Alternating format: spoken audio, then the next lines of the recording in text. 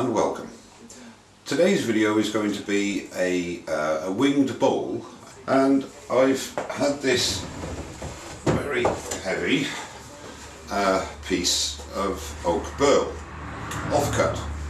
Now I don't know if you can see the wonderful markings on it. Okay, so I'm at the bandsaw, and what I'm going to do now is to cut this to length. It's not an accurate cut, it's just to get something to work with.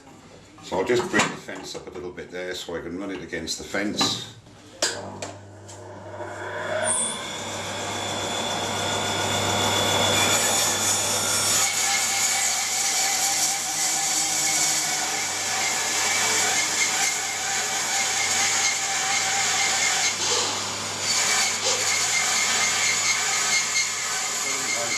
A hole I found the centre, or near enough the centre. I've got my worm screw in the chuck, and I will now feed that on, lock the spindle and get that tightly on there. Starting off at about 550 revs. And I'm just going to start to take off the corners.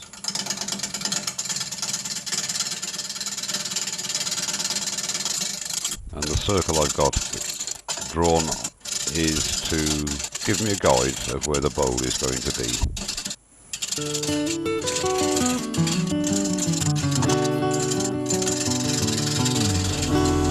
Back again with the sharpened tool, and this, I might not have mentioned it, I'm using a 5/8 bowl gouge to begin with.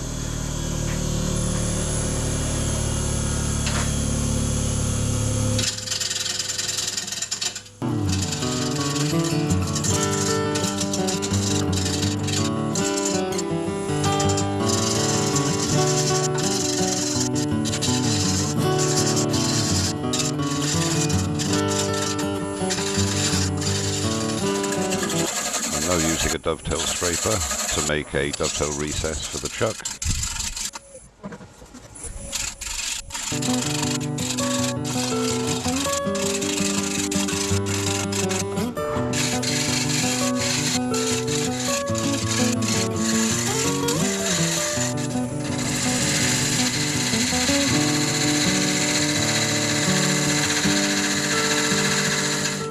Right, more sharpening needed.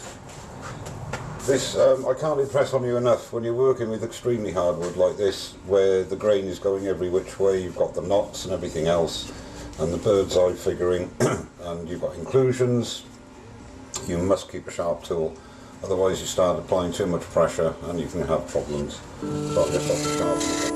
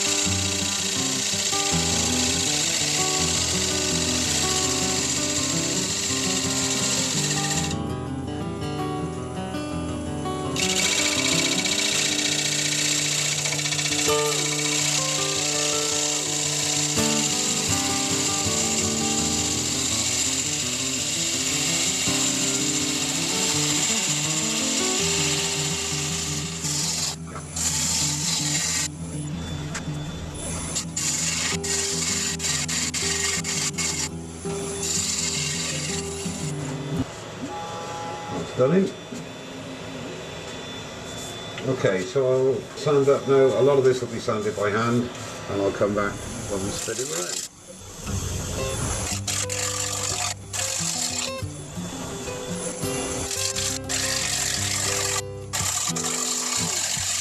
Take the calipers in a minute and mark the diameter of the bowl so that when I'm hollowing it gives me a guide of the width that I'm hollowing.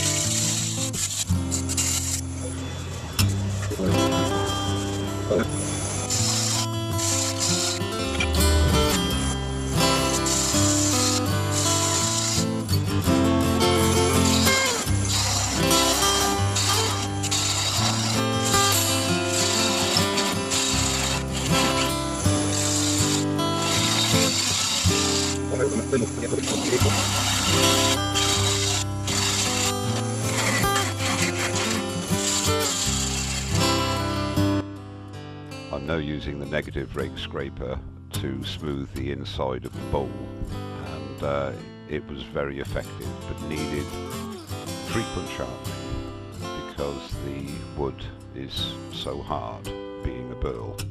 But nevertheless it did a good job and left a nice smooth finish, which required a minimum of sanding.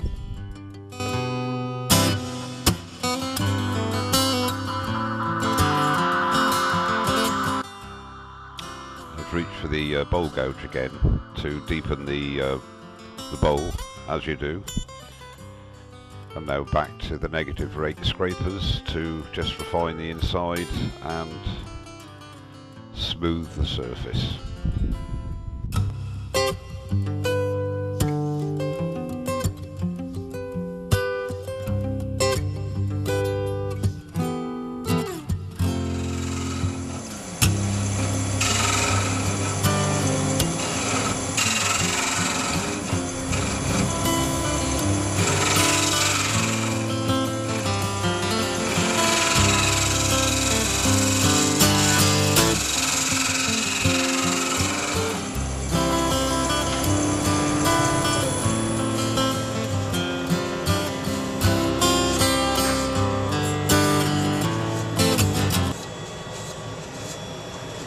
Yeah, I think that's it. So that's finished. All that remains for me to do is to sand it up, and I'll come back when that's complete. Okay, so I'm leaving everything as it is. I'm just going to put a few little accents. I've managed to get it in my cold jaws, but it's not perfect. So I wouldn't recommend this to anybody as such, but it's quite sturdy in there now, and I've got it running as true as I can. So I'm just going to put in a couple of little accents. And to put the lines in, I'm using a spear point tool. I'll just give it a little bit of character on the underneath, and I think I'll put one in the middle as well. Put one in there, just there.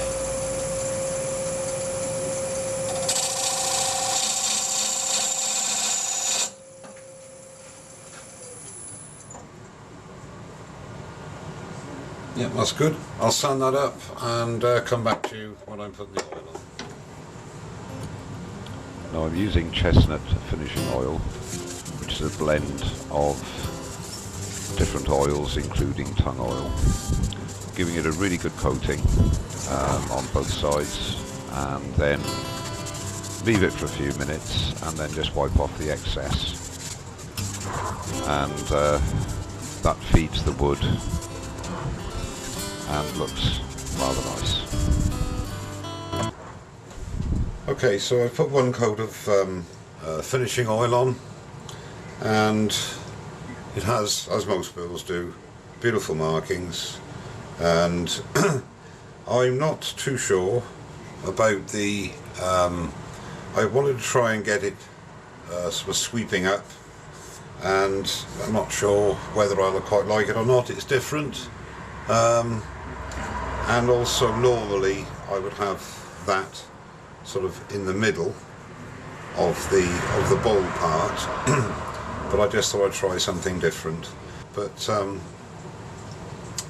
maybe I won't do that particular design again, but nevertheless, out of a piece of wood that we started with, it doesn't look too bad. So I'll put some pictures up at the end, as long as you remember that it's not, the finish is not final, because that's going to take a few days by the time I've got the final coats of oil on. But thank you very much for watching, and don't forget to subscribe. Cheers now.